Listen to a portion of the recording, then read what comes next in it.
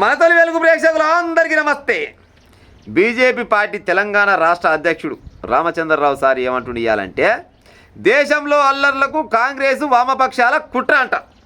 Congress party వామపక్షాల కుట్రే, మేము ఎడి పిలగాళ్ళం, మాకు ఎలాంటి పాపం తెలియదు, వీళ్ళకే తినదరగక కుట్ర వన్నుతున్నారు అని చెప్తున్నాడు ఈ ఎడి పిలగాడు.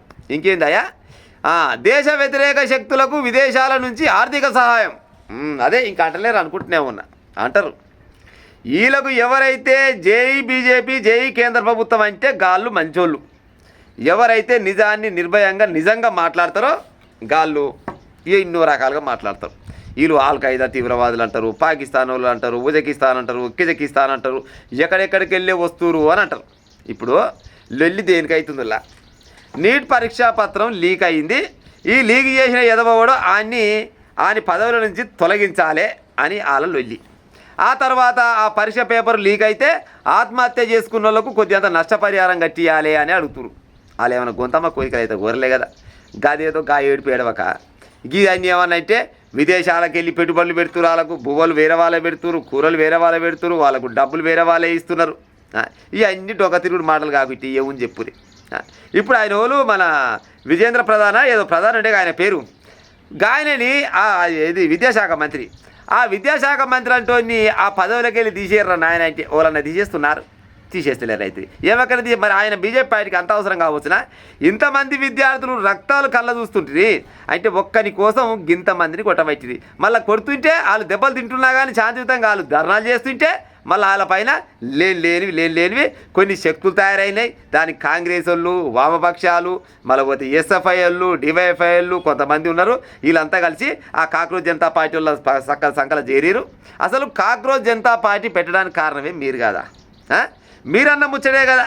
ఎప్పుడు ఎవరి మీద ఆధారపడి బతుకుతున్నారు, ఈ బొద్దింకలు లెక్క బతకడం అవసరమా అని అంటే, ఈ బొద్దింకలు మమ్మల్ని బొద్దింకలు అంటావా అని ఏకంగా ఆ బొద్దింకల పార్టీ పెట్టే మళ్ళీ ఇవ్వాలంటారు. ఆ బొద్దింకల పార్టీలో ఉన్న వాళ్ళంతా వేరే దేశం వాళ్ళు, ఉగ్రవాదులు అని. మరి ఉగ్రవాదులు అయితే ఏ ఒక్కరినైనా మీరు గుర్తించి ఆయన ఆధార్ కార్డుతో సహా బయట పెట్టి ఈ ఫోటోలు ఉన్నోడు ఉగ్రవాది, పాకిస్తానోడు లేకపోతే ఆఫ్ఘనిస్తానోడు, గీన ఎట్ట వచ్చి ఉంటాడు ఈ భారతదేశంలో, ఈ కాక్రోచ్ జనతా పార్టీలో గీలు ఎట్ట చేయనవుతారని ఒక్కనంటే ఒక్కదన్న జర తూర్పు బయట పెట్టి ఉపాయం చేయరాదని. బయట పెట్టి ఉపాయం చేస్తే నిజంగానే పక్క దేశం వాళ్ళు వచ్చి మన దేశంలో ఏందే మీ పెత్తనం అని జనాలే అంటారు కదా. మీకు చేత కాకుంటే జనాలకు అప్పచెప్పురి, జనాలే పొరక చేత పట్టుకొని పొరక కొడితే పత్త లేకుండా వీక్తారు. గా పని చేత కాదు. కానీ ఎంతసేపటికి అవతలను బదనాం చేయాలి. వీళ్ళకు నిజంగా ఎవరైనా నిజం మాట్లాడితే వాళ్ళు పక్క అర్బన్ నక్సలైట్లు, ఇదైతే పక్క మాట్లాడతారు. ఇంకా గట్టిగా మాట్లాడితే దేశద్రోహులు. అంటే మీరు తప్పు చేసినా కానీ అయ్యాని బాంచనంటే మంచోడు అన్నట్ట. మీరు తప్పు చేసి తప్పు అన్నోడు అల్లంగా దొంగ బయటవేగాడు. ఈయన చెప్తారు, రామచంద్రరావు సార్ చెప్తాడు, దేశంలో అల్లర్లు చేయడం వల్ల కాంగ్రెస్ పార్టీ వామపక్షాల కుట్ర. ఇప్పుడు కాంగ్రెస్ పార్టీలో అయినా వేరే వాళ్ళైనా ఎవరైనా కానీ ఎవరు అధికారులు ఉంటే వాళ్ళు విద్యార్థులకు అన్యాయం చేసిన వాళ్ళే ఉన్నారు. మీరు కూడా వాళ్ళ సోపతే అయ్యారు. మరి అన్యాయం వాళ్ళు చేసిపోయారు. గత ప్రభుత్వాలు గత కొన్ని ఏళ్ళుగా కాంగ్రెస్ ప్రభుత్వం ఏలింది.